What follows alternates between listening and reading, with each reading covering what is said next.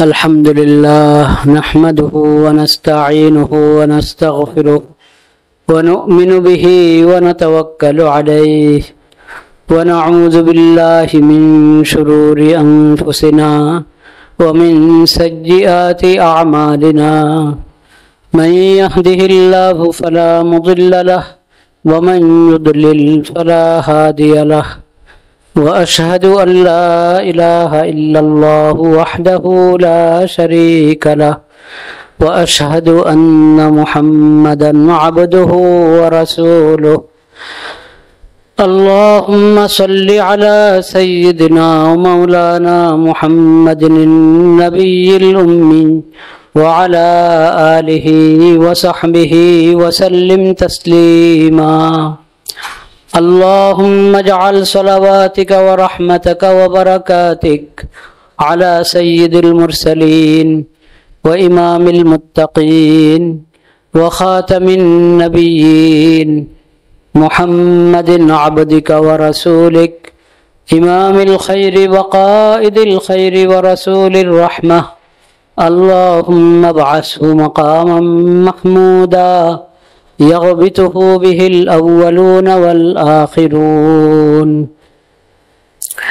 اللهم صل على محمد وعلى آل محمد كما صليت على إبراهيم وعلى آل إبراهيم إنك حميد مجيد اللهم بارك على محمد وعلى آل محمد كما باركت على إبراهيم وعلى آل إبراهيم إنك حميد مجيد أما بعد فأعوذ بالله من الشيطان الرجيم بسم الله الرحمن الرحيم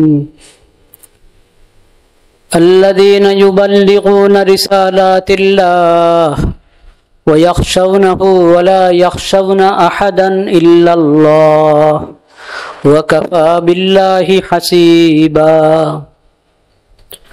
ما كان محمد أبا أحد من رجالكم ولكن رسول الله وخاتم النبيين وكان الله بكل شيء عليما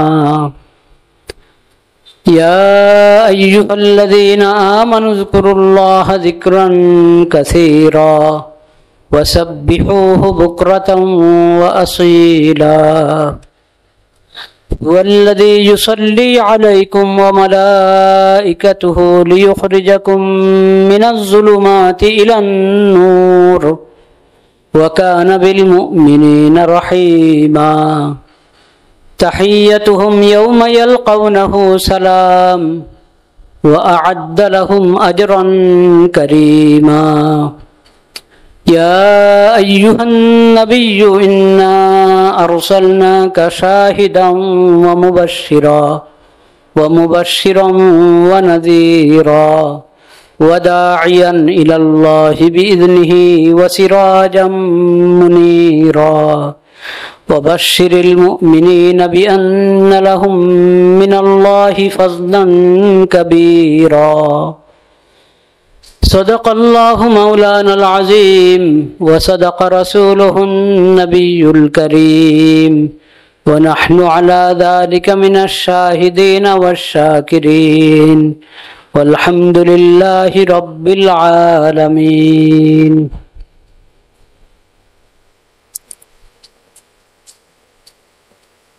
আমি নিজেকে সৌভাগ্যবান মনে করছি এই গুরুত্বপূর্ণ বরকতপূর্ণ মজলিসে হাজির হতে পেরে। এক তো এই জমিনের একটা মোহাব্বত, এখানে যে আকাবের হাজারাত ছিলেন, বর্তমানে তাদের যেই ওয়ারিসিনরা আছেন, তাদের মোহাব্বত, তাদের কাশিস, বিশেষভাবে এই বিষয়বস্তু যে বিষয় নিয়ে আজকের এই মজলিস, এই বিষয়ের কাশিসে আমি অনেক ব্যস্ততার ভিতর দিয়ে জরুরি মনে করে এখানে হাজির হয়েছি তালেব ইলম ভাইদের সঙ্গে। আমি আবার আমার যেই জমালা যারা আছেন সবাইকে আমি তালেব ইলমে বলি। তালেব ইলম তো মুতাআল্লিম তালেব ইলম ও তালেব ইলম, আর মুআল্লিম তালেব ইলম যারা তারাও তালেব ইলম। তো তালেব ইলম ভাইদের খেদমতে কিছু কথা আরজ করার জন্য আল্লাহ তাআলা তৌফিক দেওয়ার মালিক।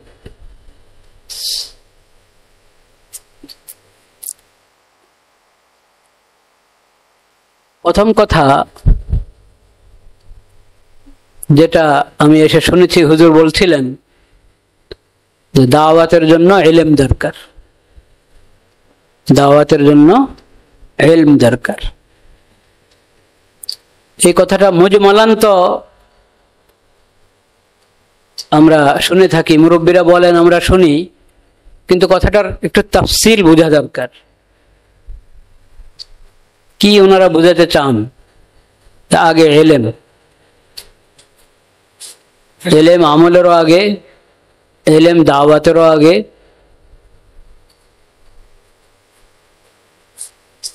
আমি খেড়িহার মাদ্রাসা, চাঁদপুর খেড়িহার মাদ্রাসার তালেব ইলম, ওখানে আমি প্রথম জামাত থেকে মেশকাত জামাত পর্যন্ত পড়েছি। মেশকাত জামাত ওখানে সর্বোচ্চ জামাত ছিল, দাওরা হাদিস সেখানে তখন ছিল না। যতটুকু মাদ্রাসা ছিল পুরা পড়া ওই মাদ্রাসায় করেছি। কোন মাদ্রাসার বিরতির সময়, ছুটির সময় মাদ্রাসায় ছিলাম। মঙ্গলবারে সাপ্তাহিক গাস্ট হতো মাদ্রাসায়। বাহির থেকেও এক ভাই তবলিগের সাথী, জেনারেল শিক্ষিত তবলিগের সাথী, উনিও গাস্টের দিন আসতেন। ছুটি তো উনি যে মাদ্রাসায় যে বিরতি উনি জানেন না, এসেছেন, আমরা দু একজন ছিলাম।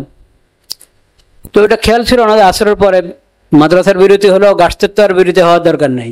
মঙ্গলবার যখন গাস্ট করা দরকার ছিল আমাদের, খেয়াল করে নেই, নামাজের পরে কামরা চলে এসেছি। তো উনি আসলেন, দেখা করলেন আমাদের সাথে। উনি একটা প্রশ্ন করলেন, আমি তখন কি পড়ি, সরজামি না সরবেকা কাফিয়া মনে নেই এখন। উনি একটা প্রশ্ন করলেন, হুজুর ঈমান বড় না ইলম বড়? আচ্ছা, উনি যে কোন নিয়ে, পরে আমি বুঝেছি কোন নিয়ত উনি প্রশ্ন করেছেন। প্রশ্ন যখন শুনেছি তখন আমি বুঝি না ওনার কি নিয়ত, কি উদ্দেশ্য, কেন প্রশ্ন করেন। আমি স্বাভাবিক যে উত্তর সেটাই আল্লাহর মেহেরবানি জবানে এসেছে সেই জবাবে দিয়েছি। বলেছেন ঈমান বড় না ইলম বড়? আমি বলেছি ঈমান যত বড়ই হোক, ইলম ছাড়া তো ঈমান হবে না, ঈমান হাসিল হবে না। ইলম যদি না হয় তো কাকে বলে ঈমান? ঈমান কি জিনিস? ঈমান কিভাবে সাব্যস্ত হবে আর কিভাবে ঈমান নষ্ট হয়, এগুলো কিচ্ছু তো জানবো না যদি ইলম না হয়। তো ইলমে বড়।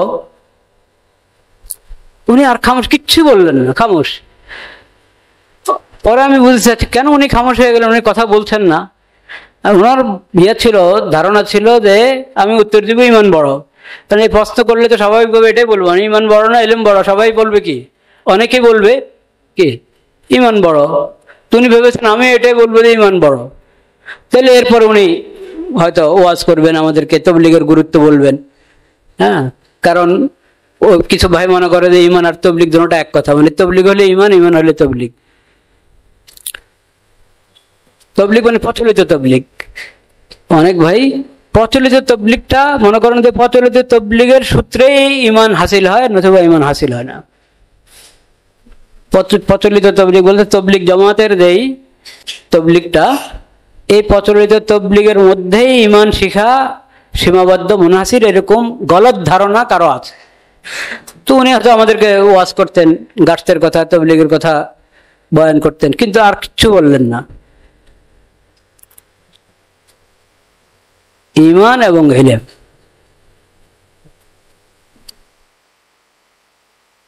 ইলম ছাড়া তো ঈমানও হবে না। ঈমান হাসিল করা ইলমের উপরে মওকুফ। তো হুজুর তো দলিল দিলেন। এই বিষয়টা প্রতি দৃষ্টি আকর্ষণ করাই আজকে আমার সফরের উদ্দেশ্য।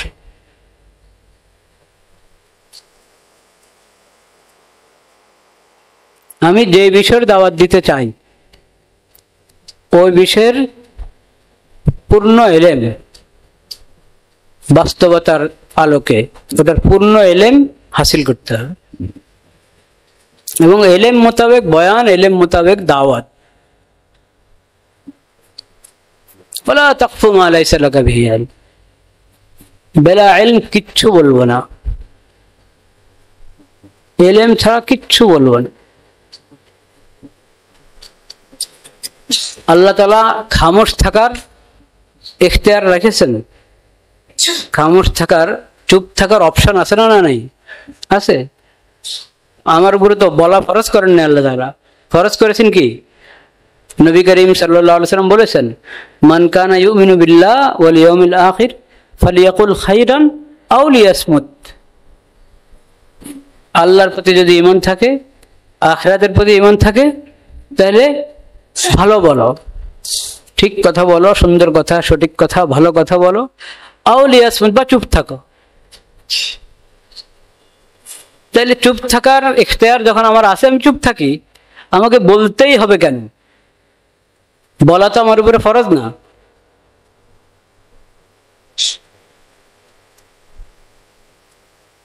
এই জন্য বলার আগে জানতে হবে, শিখতে হবে। যেমন আমি কোন একটা আকীদা সম্পর্কে বলতে চাই, বা আমি কোনো ফিতনা সম্পর্কে বলতে চাই। সমাজে কোনো ফিতনা দেখা দিয়েছে, এই ফিতনা সম্পর্কে আমি আলোচনা করতে চাই। নতুন সমস্যা দেখা দিয়েছে, এই সমস্যা এবং তার সমাধান নিয়ে কথা বলতে চাই। দিনের কোনো একটা বিষয় মানুষকে বুঝাতে চাই, বলতে চাই।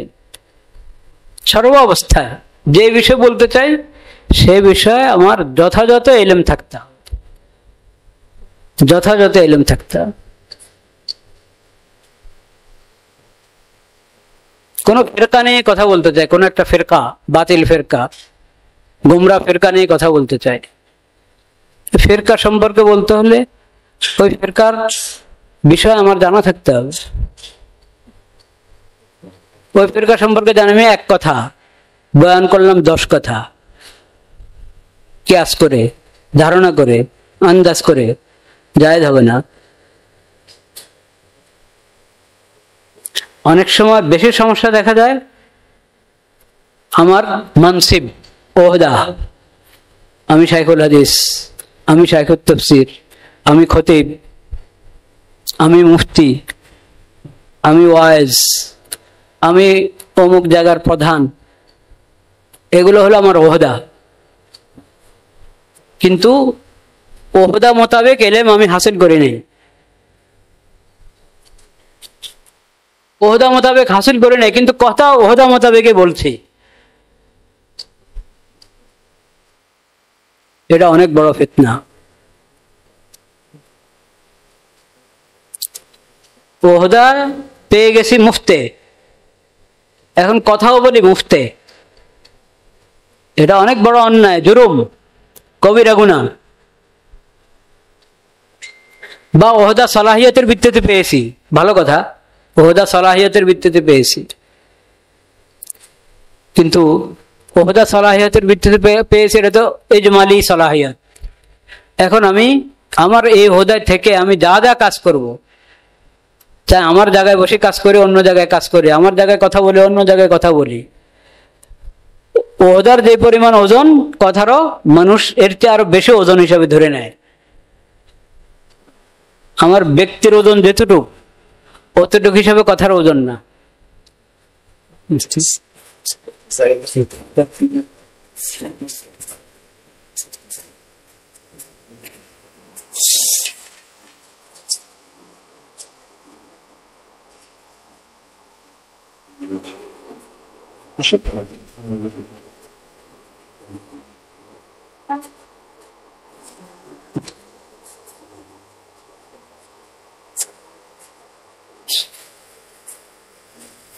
আল্লাহ, একটু পানির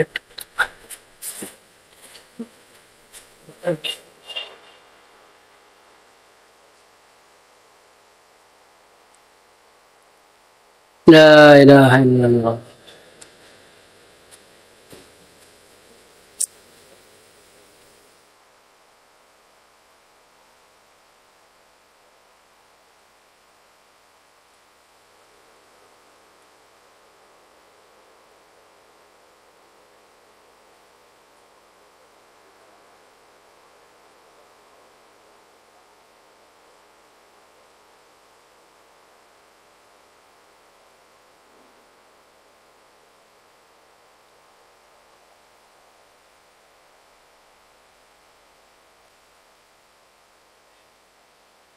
لا إله إلا الله الحمد لله الذي سقانا عذبا فراتا برحمته ولم يجعله ملحا أجاجا بذنوبنا।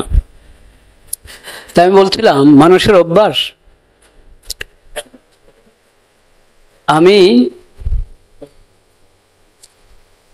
কোনো কথা বললে মানে যে কোনো কেউ আমরা কোনো কথা বলি, আমাদের ব্যক্তির মাকাম যতটুকু, মানুষ এর চেয়ে অনেক উপরের হাসিয়ত দিয়ে বসে কথাটাকে। তো আমার ওহদার থেকে অনেক উপরে কথার মান ধরে নেয় মানুষ। সেজন্য আমি যদি তাওয়াজু করে মনে করি আমি আর কে, আমার কথার আর কি, আচ্ছা বললাম, এটা ভাবলে হবে না। এক তো আপনি আলেম, এরপর আপনি খতিব, আপনি ওয়াইজ, আবার আপনার নামের আগে পরে এক দুই লাইন আধা লাইন থাকে। আপনি এটা লাগালে আপনি খুশি হন না নারাজ হন সেটা আপনার বিষয়, কিন্তু মানুষ লাগায়, যদিও এগুলো আমরা বিলকুল পছন্দ করি না, বিলকুল পছন্দ করি না এগুলো আমরা। এখানে তো মানে ওলামায়ে কেরামের মজলিস এটা নাকি? হ্যাঁ,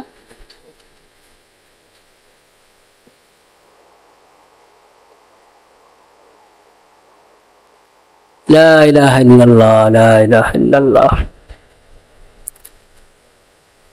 তো মানুষ তো আপনার কথাকে ওইভাবে নিবে। তা আমি যখন তর্জমান, একজন মুসলিম হিসাবে ইসলামের তর্জমান, আলেম হিসাবে ওলামায়ে কেরামের তর্জমান, খতিব হিসাবে খোতাবায়ে কেরামের তর্জমান, মিম্বর ও মেহরাবের তর্জমান,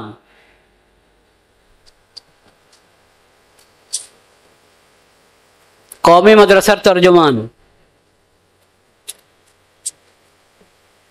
দারুল উলুম দেওবন্দের সিলসিলার বা মাকতাবায়ে ফিকিরের তর্জমান, তা আমার কথা দিয়ে তো সবকিছু মাপা হবে, আমার কথা দিয়ে সবকিছু মাপা হবে। সেজন্য বলার আগে বলার প্রস্তুতি গ্রহণ করা ফরজ, বলার আগে বলার প্রস্তুতি গ্রহণ করা ফরজ। যে ওয়াজের জন্য প্রস্তুতি নিতে হয় না। একজন ফখর করে আমাকে বলছেন, তো জিন্দিগি ভর তো ওয়াজ করলাম, কিতাব সামান লাগানো, সাওয়া বুঝেন না আপনারা? যেহেতু নোয়াখালীর ভাষা বুঝবেন কি না কি জানি, কিতাব মোতালা করা আর কি, দেখা, কিতাব মোরাজাত করা, মোতালা করা, জিন্দিগি ভর ওয়াজ করছি, কিতাব সামান লাগানো। হায় হায় হায়,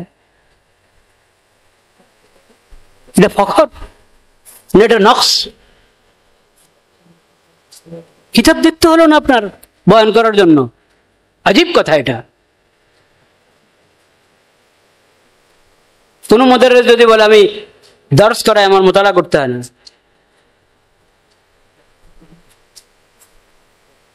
আমাদের মুরব্বীরা তো ছিলেন 1 বছর এক কিতাব 10 বছর পড়াচ্ছেন, 20 বছর পড়াচ্ছেন, প্রতিদিন মোতালা করে যাচ্ছেন। সবকে যাওয়ার আগে প্রতিদিন মোতালা করছেন। বেলা তদরিস করি, বেলা মোতালা, ওয়াজ করি বেলা মোতালা। এটা ফখরের বিষয় না, এটা নকশের বিষয়।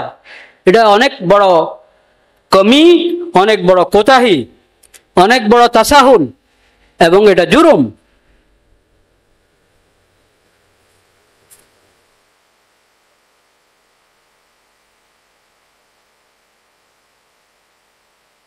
তাদরিসের জন্য যেরকম প্রস্তুতি গ্রহণ করা, খালি মোতালা না, তাদরিসের প্রস্তুতি গ্রহণ করা। মোতালা তো একটা প্রস্তুতি, মোতালা করা, পুরো আগে থেকে মোতালা করে নেওয়া, এটা প্রস্তুতির একটা অংশ। আমি উপস্থাপন কিভাবে করব, তাফহিম কিভাবে হবে, মিসাল কি দিব, এজরা কিভাবে হবে, যাবতীয় প্রস্তুতি। হাটাদারি হারুন সাহেব কিভাবে মোতালা করতেন, যেটা সবক বাড়াবো না আগামীকাল, ওই মাঠে একটা গরু ছিল, একটা গরু পালতো কাউ, ওই গরুর কান ধরে ধরে পুরো সবক শুনে যাবে, বুঝাইতেছে। ছেড়ে দিল, কান ছেড়ে দিল, পরে আবার কতক্ষণ ধরে আবার বুঝাচ্ছে। হঠাৎ মনে হয় হারুন সাহেব হুজুর ইন্তেকাল করে গেছেন, ওনার কথা বলছে। প্রস্তুতি গ্রহণ করা, দর্শের জন্য প্রস্তুতি গ্রহণ করা। এখন আমি তো দর্শের মেশাল দিব, যদি দর্শের প্রস্তুতি গ্রহণের নেজামি তো এখন ঢিলাঢালা হয়ে গেছে, ওটার জন্য তো প্রস্তুতি গ্রহণ করার জরুরত মনে করছেন আমরা অনেকে। এইখানে আমার ছাত্র তালেবে ইলম, আমার ভুল হলে সে ধরে নেবে যে একটা হুজুরের তাসামো হয়েছে, ভুল হয়ে গেছে। আমি মুখতাসর বললে বুঝে নেবে, আমি মুবহাম আমার বলার মধ্যে এবাম আছে, তার জাকাত দিয়ে সে বুঝে নিতে পারে, আজকে না বুঝুক কালকে বুঝে নিতে পারে। আওয়ামের ওখানে বয়ান করার জন্য তো আমাকে আরো ভালোভাবে প্রস্তুতি নিতে হবে।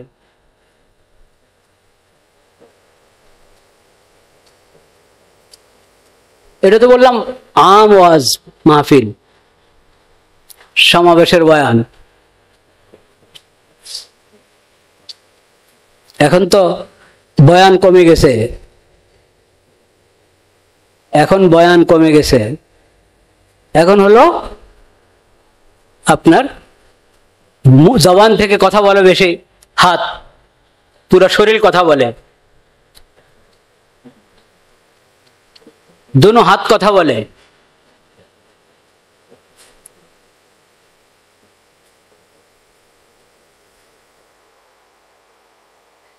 বয়ান কোথায় গেছে এখন?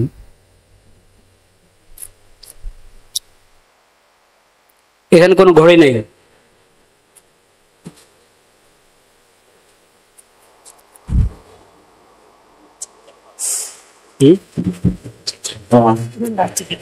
হ্যাঁ। কয়টায় নামাজ? 4:45, 4:30 আগে। ঠিক আছে। লা ইলাহা ইল্লাল্লাহ, লা ইলাহা ইল্লাল্লাহ। বয়ান দরকার, বয়ান থেকে মানুষ দিন শিখবে,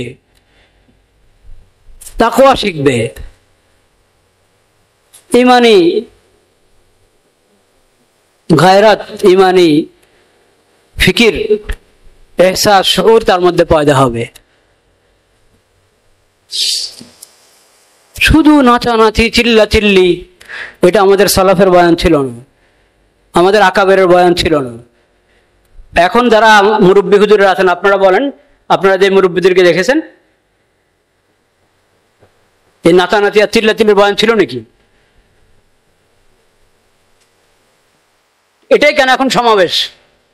আমাদের কওমি মাদ্রাসার কোনো সমাবেশ হলে এই সমাবেশের মধ্যে মূল আকর্ষণ কেন নাচানাচি আর চিল্লা চিল্লি? এটার এলাজ করতে হবে।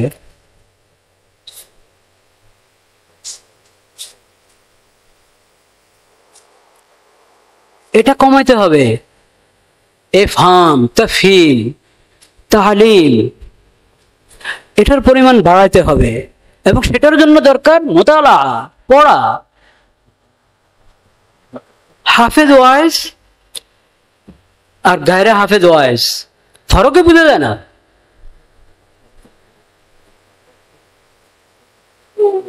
এও যেরকম কোরআনের আয়াত তেলাওয়াত করছে না ওয়াজের মধ্যে, আরেকজনও তেলাওয়াত করছে না। আয়াতের উদ্ধৃতি দিবে, হাদিসের উদ্ধৃতি দিবে, সালাফের আকওয়ালের উদ্ধৃতি দিবে, তো দিতে হলে উদ্ধৃতি দিতে তো পড়তে হবে। কিছু আয়াত হেফজ থাকা, কিছু হাদিস হেফজ থাকা, সিরতের ওয়াকিয়াত হেফজ থাকা, মোস্তানাদ কিতাব থেকে। এই না যে আমি 1 ঘন্টার বয়ান করলাম, বয়ানে 5টা কিতাব বললাম, 3টা জাল, কয়েকটা হাদিস বললাম, অর্ধেক জাল, অর্ধেক বেহাওয়ালা, বেআসল, কিসসা বললাম মুনকার।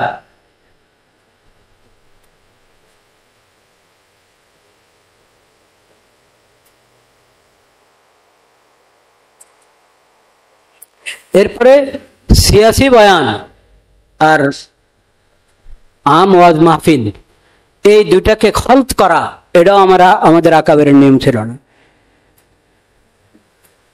শেখুল হাদিস মৌলানা আজিজুল হক সাহেব হুজুর এই ইউনুসিয়ারে তো ছাত্র নাকি? মুফাসসির হুজুরের ছাত্র না? ইউনুসিয়া মতিউর রহমান সাহেব রহমতুল্লাহ আলাইহি, ওনারও তো ছাত্র। হয়তো একবারই পুরা দাখিলা নিয়ে 1 বছর পুরা পড়েন নাই উনি ইউনিসিয়া, কিন্তু ইউনিসিয়ার ওস্তাদদের কাছে উনি পড়েছেন। মাওলানা আজিজুল হক সাহেব রহমতুল্লাহ উনিও তো সিয়াসি জামাত করেছেন, কিন্তু উনি মাদ্রাসার মাহফিল গুলোতে যেতেন বা বিভিন্ন এলাকার সালানা জলসাতে যেতেন, ওগুলোতে উনি সিয়াসি বয়ান করতেন নাকি? সাধারণ বয়ান করতেন।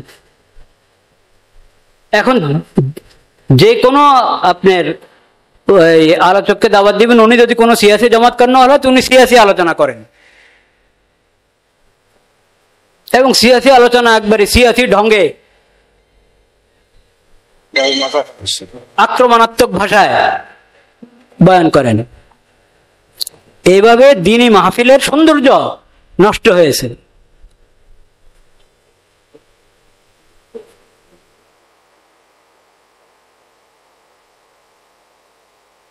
এগুলো থেকে আমাদেরকে বেঁচে থাকতে হবে। যাই হোক, আমি মূলত যে কথা বলতে এসেছি সেটা হলো আকিদায়ে তাহাফফুজে আকিদায়ে খতমে নবুয়ত। এটা বহুত বড় ইমানি কাজ, বহুত বড় ইমানি কাজ। কারণ আকিদায়ে খতমে নবুয়ত হলো অনেক দিক থেকে আকিদায়ে খতমে নবুয়ত উম্মুল আকায়েদিল ইসলামিয়া।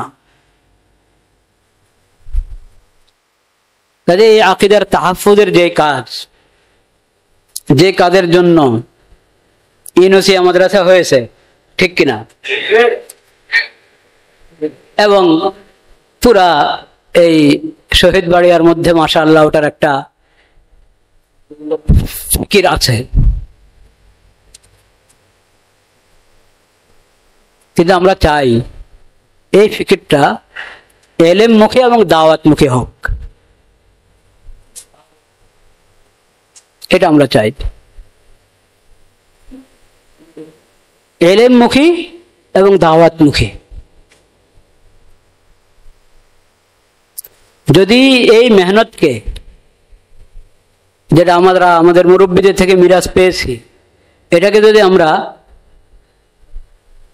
এলেমমুখী এবং দাওয়াতমুখী করতে পারি, তাহলে ইনশাআল্লাহ এটার অনেক সুফল আমরা দেখতে পাবো ইনশাআল্লাহ। দাওয়াতমুখী মানে প্রত্যেক ব্যক্তি, তিন স্তরের লোক আছে, বরং 4 স্তর বলতে পারেন। কাদিয়ানীরা যাদেরকে মাত্র এই এখন তাদাবজুবের মধ্যে ফেলা শুরু করেছে, তাদের যে কুফরি দাওয়াত, ওটাকে ওরা ইসলামের নাম দিয়ে, আহমদিয়তের নাম দিয়ে পেশ করা শুরু করেছে। ও একটু তাদাবজুবের মধ্যে একটু ভাবা শুরু করেছে। এই হালাতের অনেক আছে মাদউ, কাদিয়ানিয়তের মরজে আক্রান্ত প্রথম স্তর যেটা, এই ধরনের লোক আছে। কেউ ওখানে বয়াত গ্রহণ করে ফেলেছে নাউজুবিল্লাহ, আর ওখানে বয়াত গ্রহণ করা মানে হলো জাহান্নামের টিকিট নিয়ে নিয়েছে। কিন্তু এখনো কাদিয়ানিয়তের যাবতীয় যত বিষ সব এগুলো সে এখনো জেনে সারে নেই। বিষ ঢুকছে তার শরীরে, তার কলবে, কিন্তু তার খবর নেই। আর একটা স্তর আছে একবারে কাদিয়ানিয়তের গোড়ায় পৌঁছে গেছে। তো এরকম বিভিন্ন স্তর।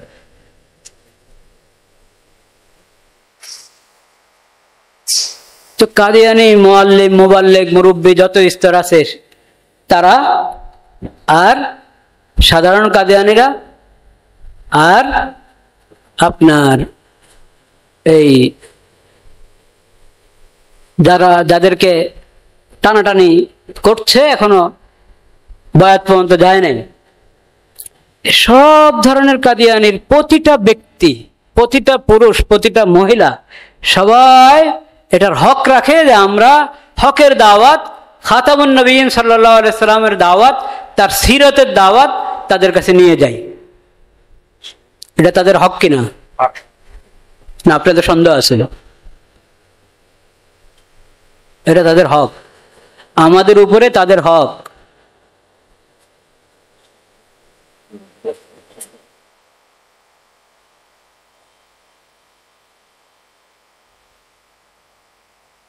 لا شك أن من دخل في القاديانية هو مرتد،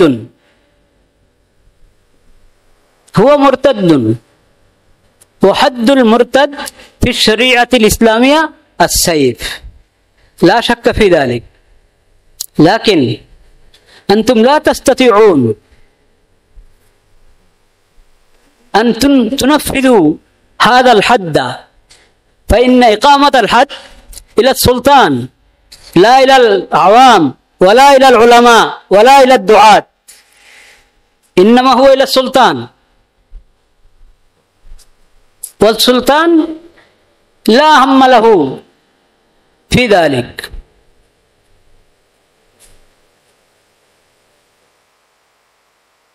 فلا يجوز لكم إقامة الحد عليهم. وإذا لم يقم الحد عليهم وهم آمنون في هذه البلاد،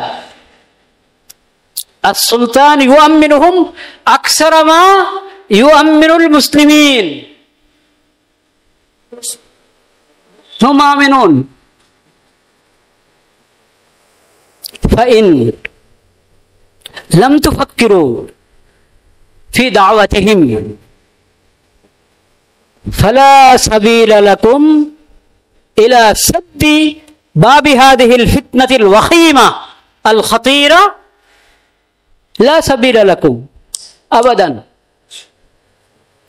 السبيل الذي تختارونه من الحشد السياسي بطريقتكم المعروفة هذا لا يضر كيدهم، هذا لا يضر كيدهم، وإنما يضر أعمالكم. فهمتم أم لم تفهموا؟ هذا لا يضرهم، إنما يفيدهم ويقويهم.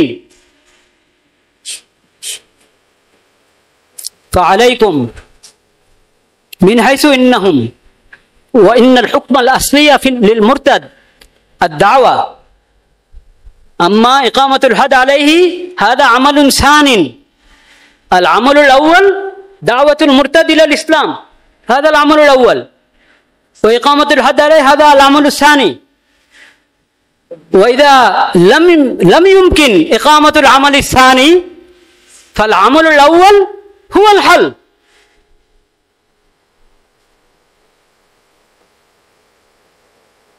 فهو الدعوة، ولا بد من الدعوة العلم. তাহলে এই বিষয়ে দাওয়াতের দিকে মোতাওয়াজ্জহ হওয়া আমাদের খুব জরুরি, খুব জরুরি। আর এই দাওয়াতের জন্য ইলম দরকার। ইলম কি? একটা আকীদায়ে খতমে নবুয়ত এবং আকীদায়ে খতমে নবুয়তের সকল লাওয়াজিম, এটাকে দলিল আদিল্লার আলোকে বুঝা, সকল লাওয়াজিমকে দলিল আদিল্লার আলোকে বুঝা এক। দ্বিতীয় নম্বর কাজ, তারা কেন অমুসলিম, কেন কাফের? ওরা তো মুসলমান হওয়ার দাবি করে। সব জিন্দিকার মুলহিদের এটাই তরিকা, অমুসলিম হওয়া সত্ত্বেও এবং যাবতীয় কুফরি আকীদাকে ইসলামের নাম দেওয়ার পরও ওরা মুসলিম হওয়ার কি করে? দাবি করে। এরাই তো মুলহিদ এবং জিন্দিক, এটা সবার তাদের অভ্যাস। তো কেন ওরা মুলহিদ, কেন জিন্দিক, কেন অমুসলিম, কেন কাফের? এটা বাদলের কিছু নমুনা আপনারা পেয়েছেন, কিছু নমুনা পেয়েছেন, বেশি পান নাই। কারণ বেশি পান নাই, মজলিস শুরু হওয়ার কথা 10টায়, শুরু করেছেন 11:30টায়, তো এমনি গেছে 1 ঘন্টা। সময় রেয়াত করা তো জরুরি। এখন আমি খালি বললাম হাররিকুহুম ওয়া খাররিবু বিলাদাহুম ওয়া বুয়ুতাহুম, হ্যাঁ, ফাইন্নাহুম কুফার ওয়া ইন্না রাইসাহুম মাতা গারিকান ফিল হাম্মাম, হ্যাঁ, বাস তাকরীর দিলাম, গরম করে দিলাম, নারা লাগায় দিলাম। আন্দাজি বললাম, বেলা তাহকিক বললাম, বেলা তাহকিক একটা কথাও বলবেন না। আপনি আপনার মিম্বর থেকে অবশ্যই বয়ান করবেন, কিন্তু বয়ান করার আগে 1 বছর প্রস্তুতি নেবেন। আপনি এই বিষয়ে একজনকে দাওয়াত দিতে যাবেন, এই দাওয়াত দেওয়ার আগে 1 বছর প্রস্তুতি নেন।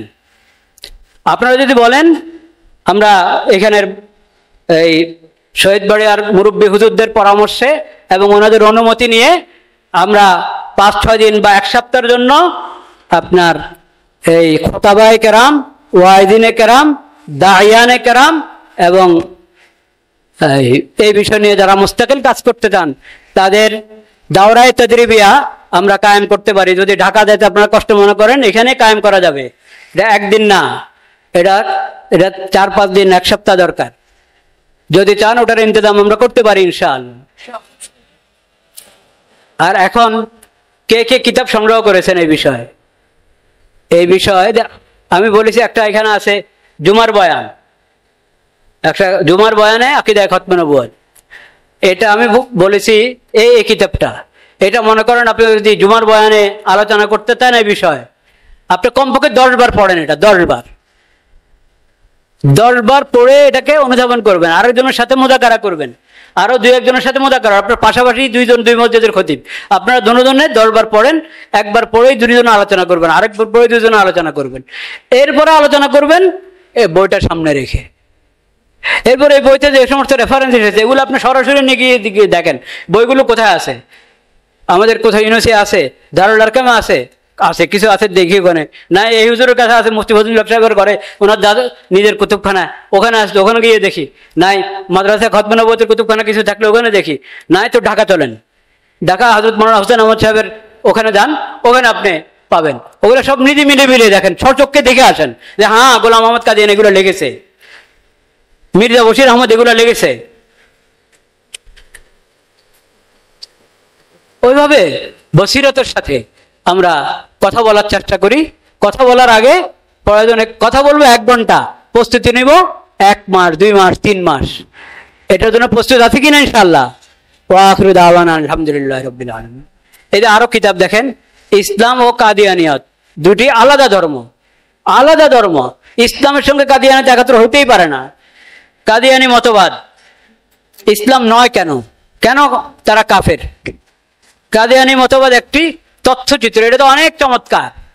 এটা একবারে সব ভিতরে দিয়ে দিয়েছে, কাদিয়ানীদের বইপত্রের একবারে ছবি, হুবহু ছবি উঠায় দিয়েছে এখানে। এটা আপনার কাছে থাকলে, এটা যদি আপনি বছর খানিক পড়তে থাকেন তাহলে এই বিষয়ে ইনশাআল্লাহ বসিরত হাসিল হবে ইনশাআল্লাহ। বছর থেকে পড়ার সাথে মুযাকারাও যদি করে নেন। ওয়া আখিরু দাওয়ানা আলহামদুলিল্লাহ।